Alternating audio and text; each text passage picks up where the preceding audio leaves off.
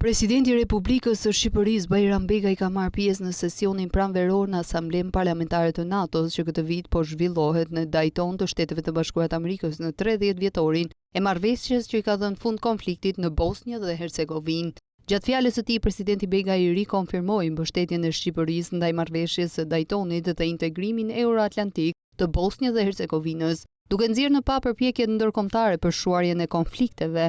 Në rajonin tonë, presidenti i Republikës theksoi se marrëveshja e paqes së Daytonit i ka dhënë fund një lufte brutale në Ballkan, duke mbetur një gur themeli i paqes, stabilitetit dhe shpresës. Presidenti Begaj mëtej nënvizoi rëndësinë e ndërhyrjes në kohë në Kosovë, që ndihmoi në parandalimin e një katastrofe.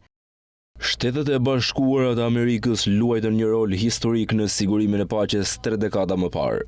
Pa udhëheqjen amerikane, marrëveshja e Dayton nuk do të kishte qenë e mundur. Pa udhëheqjen amerikane, nuk do të kishim një Kosovë të pavarur.